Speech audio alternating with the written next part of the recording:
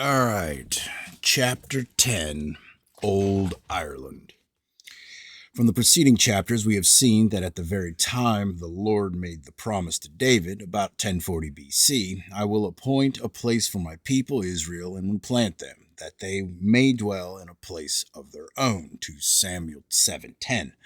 That promise was being executed. In fact, 60 years before the promise was made, Brutus had arrived in the Isles of the West in 1100 BC and had named them Brithain, the Covenant Land. Until this day, the only name in the Hebrew for Britain was Ahahem, the Isles of the West. Ai, or Hai, being the origin of Isle. In early days, the Isle of Ionia was called the High of Ionia. Bible students have wondered where those 7,000 men in Israel were that did not bow down their knee to Baal in the time of Elijah, as told in 1 Kings 19:18. And Elijah himself wondered where they were, as he did not know of many in the kingdom of Israel and Palestine. In the light of what has been revealed here, those 7,000 God-fearing men of Israel were the Druids in the appointed place, Britain. If we review the books of Joshua, Judges, Samuel, Kings, and Chronicles and follow the history of Israel for the period of 440 years until the end of Solomon's reign, it looks tragic that Israel should have struggled for over 350 years before David and Solomon brought unity, peace, and prosperity to the nation, and the temple was built, and that as soon as the temple was dedicated in 1000 BC, when Solomon was at the height of his glory, disaster should come within 30 years. Can we not see an exact counterpart of that in America during the last 15 years? America believed she was sitting on top of the world. All that brains and money could do was accomplished. Even President Hoover believed in 1928 that we have almost banished poverty from our shores, when in 1930 the dream suddenly faded away and the disappointment came. So it was with Solomon. His days were golden days, and silver was accounted for as nothing. The ships of Tarshish brought all the treasures of the known world to Jerusalem, and all the luxuries and vices also, to say nothing of 700 wives and 300 concubines for the king. His success and glory turned Solomon's heart. He began to worship strange gods and neglected Jehovah. So has America today.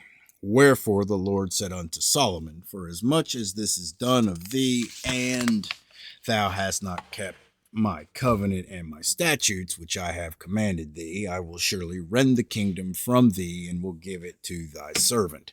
1 Kings 11:11. It was the last warning given at the 11th hour, as the 11th verse of the 11th chapter indicates. Within 20 years, the kingdom of Israel was taken from the house of David and given to Jeroboam. I will take the kingdom out of his son's hand, and I will give it unto thee, even 10 tribes. This verse and several others in the 11th and 12th chapters of 1 Kings make it evident that the kingdom of Israel henceforth consisted only of 10 tribes, while the 2 tribes of Benjamin and Judah constituted the kingdom of Judah, whose people in later years were called the Jews. We have seen from the previous chapters that ever since Israel entered Canaan 5 centuries before, the natural increase of the people, amounting to many millions during the 500 years, had left the country and settled in distant lands. They left family after family, shipload after shipload, in the same way that the people of England, Scotland, Ireland, Germany, and other European countries have left their native shores and come to America. And still, there are more Scotsmen and Dutchmen life in the old country than there were 300 years ago. After 5 centuries of emigration, there were still over 5 million Israelites left in Palestine when Solomon's kingdom was divided into 2 separate kingdoms of 10 and 2 tribes, respectively. But many times greater numbers of Israelites had left the country than there were at the time of Solomon, yet this fact Bible students seem to have overlooked completely. After the separation of the 2 tribes from Israel, the latter could no longer go to Jerusalem and worship Jehovah in the temple. So Jeroboam, their king, set up 2 golden calves, one in Bethel and the other in Dan, for the people to worship. And Bel, the god of sunfire, took the place of Jehovah. Swiftly the judgment came, and Israel disintegrated during the next 300 years. When the 12 tribes, after their entry into Palestine about 1445 BC, divided the land among themselves, the tribes of Dan and Simon were located in the south between the coast of the Dead Sea, with Judah and Benjamin north of them. The 18th chapter of Judges tells us that within 40 years the Danites became dissatisfied with their lot and sent 5 men by boat to Zidon to look for larger territory near the city, which they found at Laish. And after bringing from home 600 men, they took Laish and killed its inhabitants without ceremony. This unscrupulous deed showed the daring spirit of the Danites, who from that time forward kept emigrating to the Aegean islands close by, and so also did the other Israelites located near the seashore. The passage in the 5th chapter of Judges, verse 17, "And why did Dan remain in ships?" indicate that even in those early days the people of Dan followed a seafaring life. After the division of the kingdom, both the tribes of southern Dan and of Simon were separated from their friends in Israel by the kingdom of Judah. And as the two kingdoms were enemies most of the time, the people of Dan and Simon felt themselves endangered by the people of Judah and immigrated constantly. Finally, the day came in which the whole tribe, that is, what was left of it, resolved to leave in a body and seek another home. A Jewish writer of the 9th century A.D., Eldud, by name, tells us, in Jeroboam's time, 900 to 970 B.C., the tribe of Dan, being unwilling to shed their brethren's blood, took a resolve to leave the country. Where did they go? From what we have learned before, a constant traffic had been in existence for 1,000 years between Palestine and her colonies in the west. Iberia had been settled for centuries by the Hebrews, as the name indicated, and so also had England by Brutus and his people. But there was one island which was so far had only been touched by the Phoenicians and was thinly settled. It was the most western isle, the greenest and fairest of them all, the Emerald Isle, the Inisfail, the Wonderful Isle. Moses spoke of Dan. Dan is a lion's whelp, he shall leap from Bashan. From Bashan, Dan did leap, and appears in the Irish Chronicles as the Tuatha Danann, meaning in reality the tribe of Dan. The Irish Chronicles tells us that the landing of the Danann in Ireland was opposed by the people already there, and a battle followed in which the Danann were victorious. The Danann, however, discovered that their opponents spoke a language similar to their own, the Phoenician language, and peace was made, by which it was agreed that the Danann should occupy the northern part of the island, called Ulad, the modern Ulster, where they became the dominant race for several centuries. The people who opposed the Danann called themselves Formorians or Furorians, and used as their battle cry the word Phoro, which appears to be a form of Pharaoh and the title of the Egyptian kings. Light on this is thrown by an ancient Jewish rabbi, quoted by the Reverend A.B. Grimaldi, who says that those early Irish were men of the tribe of Ephraim who left Egypt before the Exodus. At Longyear, near Limerick, and elsewhere, there are ancient stone circles consisting of 12 stones, one large stone in the center and 11 smaller ones standing in a bowing attitude around it. Irish antiquaries tell us that those circles perpetuate the dream of Joseph, as told in the 37th chapter of Genesis, wherein Joseph dreamed that his sheaf was the largest, standing in the center, while those of his 11 brethren stood around and made obeisance to his sheaf. This may seem like another fairy tale, yet those stone circles are still there. There existed also an ancient Irish law which regulated the number of colors to be worn by persons of each caste. The princes could wear 7 colors, the prophets 6, the nobility 5, the officers 3, the soldiers 2, and the common people only 1. Here again do we find evidence of the descent from Joseph, whose fathers made him a coat of many colors, writes O'Halloran, the Irish historian. and probably the plaid, according to the colors of which the Scotch clans were distinguished, originated in Joseph's coat of many colors. Another Irish antiquary, Colonel Vallancey, tells us that there were Irish priests on the word for a stone pillar. In Tyrone was found a famous awn overlaid with gold.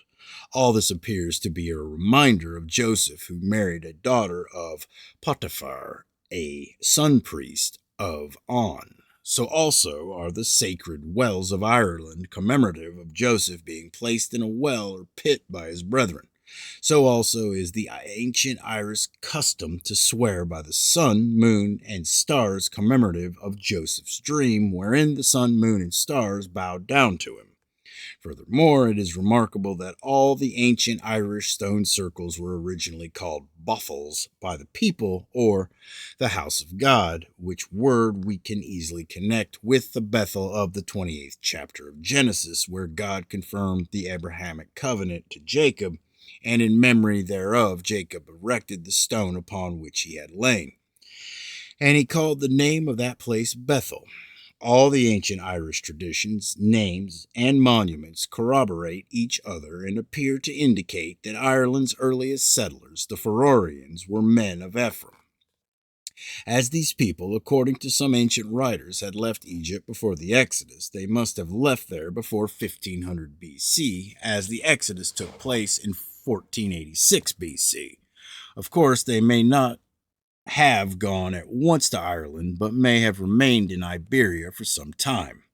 Like England, the Emerald Isle has many monuments telling of a bygone age and proving to us unmistakably that its earliest settlers were Phoenicians. Plate number 19 shows the entrance to the ancient Phoenician burial mound, or tumulus, near Grange. In front of its entrance can be seen Phoenician sun spirals carved on the stone slab and turning in two directions, representing, according to Professor Waddell, the movement of the sun from left to right and that of the returning or resurrecting sun from right to left. Those symbols, like the left-handed swastika shown on the front cover of this book, are early expressions of a belief in a coming resurrection of the dead and were therefore appropriately placed in front of this ancient sepulchre. Plate 9 shows stone carvings on the hill of Tara with sun spirals and sun crosses. Refer to chapter 12. In its folklore and chronicles, Ireland has preserved more of its ancient past than England, which has become too advanced in thought. Thomas More, in his History of Ireland, says of the geography of Ptolemy, "It is worthy of remark that while of the towns and places of Britain he has in general given but the new Roman names, those of Ireland still have on his map their old Celtic titles. The city of Hibernia still tells a tale of far distant times." Speaking of names found in Spain, Moore says, "The Iberni, whose chief city, according to Ptolemy, was Avernus or Hibernus, we can little doubt as to the source from whence the Avernus derived its name, when we find on the northwest coast of Spain another river Arun, and also a sacred promontory in its immediate neighborhood being of the same name." Again, he speaks of the race to whom the southern region of Ireland owed its Ibri and Hibernus, the names of the rivers Erne and its sacred promontory, having existed ages before the time when the Scotti, a comparatively recent people, unknown to Maximus of Tyre or even to Ptolemy himself, found their way to those shores. The Enduring Empire of the British by Reverend P.H. Pritchett. It is well-known history that the Scots of Scotland came originally from that fine race of people, the Irish Scotch of Ulster. The origin of the word Scot, Professor Waddell has traced from Exat or Kate or Gadi, meaning fortune seekers or adventurers, as explained in chapter 6. A striking account of the coming of those early settlers is given us by the Chronicles of Erie, or the history of the Gael Scott Aber, written in Phoenician and translated by Roger O'Connor. This is the way it begins. Hear the tale of the times of old, here our race, the renowned of the earth. Our great fathers dwelt beyond the sources of the great waters. Then did they spread themselves from the flood of Snig to the Tethagris, and then, after reaching to Aphrodisias, they became lords of all the lands of this people. Then, after centuries, they met with disasters, for the chronicler records a multitude from the sun's rising beneath the land of the first abode of our great fathers poured in upon the land of our fathers that then lived, like unto the swarm of locusts, yea, even as a torrent of mighty waters. Their name is Is-Saur. Quotation from the Royal House of Britain by Reverend W. M. Milner. The ancient Irish story is remarkable, for it is essentially the same story as told in the previous chapters of this book. It begins way back with the coming of the Aryan race, the renowned of the earth, after the flood, to the valley of the Tigris, where they became the rulers of the primitive races. The chronicle does not mention Abraham nor Israel, nor is it continuous, neither does it take up the history of Israel until the Assyrian invasions, the Is-Saur. Those Assyrian invasions began in 745 BC. The second came in 722, and the third and final deportation of Israel, the 10 tribes, took place in 677 BC. As early as the 9th century BC, the growing Assyrian power began to harass the people of Syria and Israel and struck terror into the inhabitants of the whole land of Phoenicia. It was then that the greatest immigration of Israelites took place to the Ionic states on the coast of Asia Minor, the Aegean Islands, and Macedonia, where they were safe from Assyria, and with them they brought a new impetus to the life of early Hellas. Of those 12 Ionic states, one was Miletus, whose people were of the tribe of Judah and descendants of Darda, the founder of Troy. It is a significant circumstance, writes H. B. Hannay, that at an earlier date in the annals of Miletus, there is said to have sailed from its harbors a body of adventurers. These people were led by a certain Gadalius, Gadel, or Gallum, according to Professor Totten. The name Gadalius is the Latin form of Gadil. In the form Gadil frequently used, the meaning is to be great, or to become great, to be exalted. In the plural, Gadilum, the exalted, the great, the fortunate. The Gadilians are said to have boasted that they were the heroes of Spain. The word Gadil, however, does not necessarily mean that they were of the tribe of Gad. Passing through the Straits of Gibraltar, the Milesians settled for a while in Spain and founded the city of Brigantia. Of these adventures, the Irish scholar A. M. Sullivan writes in his Story of Ireland, as quoted by H. B. Hannay on page 98, the Milesian colony reached Ireland from Spain, but they were not Spaniards.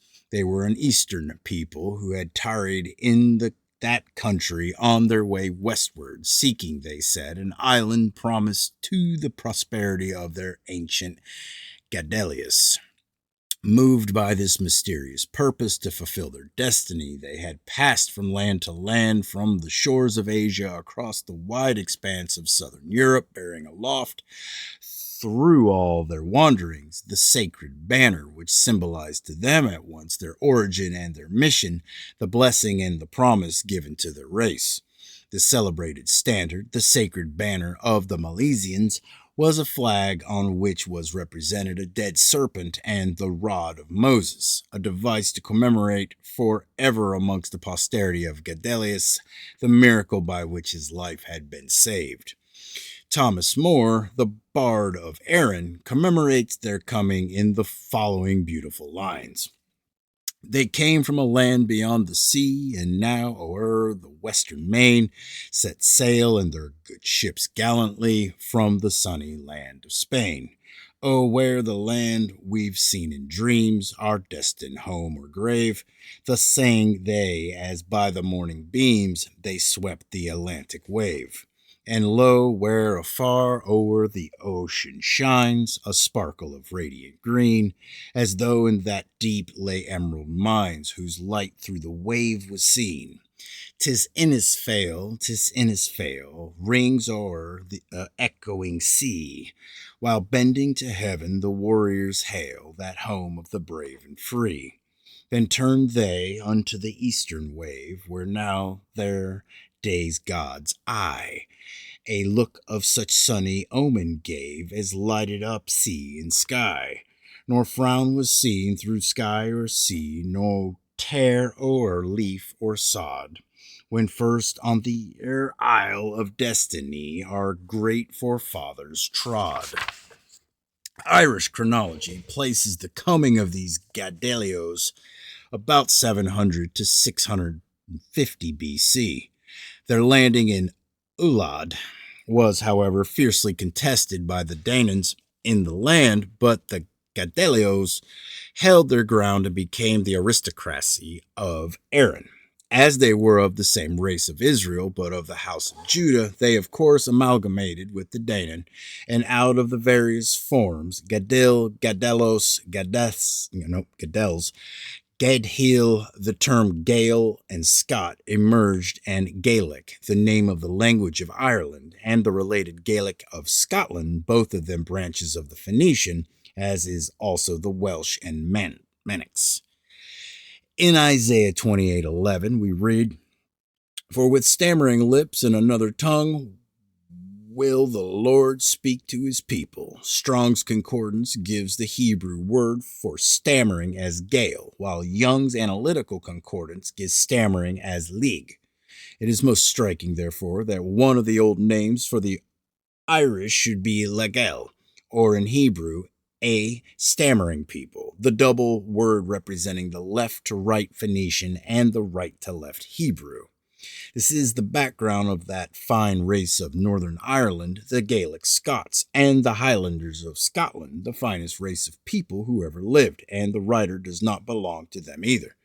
These people, who like their ancestors, are still great adventurers and fortune seekers, carrying civilization and also the cross to the ends of the earth, and whose ancient name of Gadai, Katai, or Exat was spelled with a St. Andrew's cross, as we have seen in chapter 6.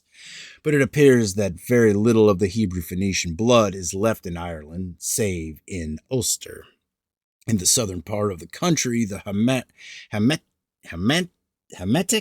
Phoenician blood has been infused and has created a mixed race, which has been making trouble ever since.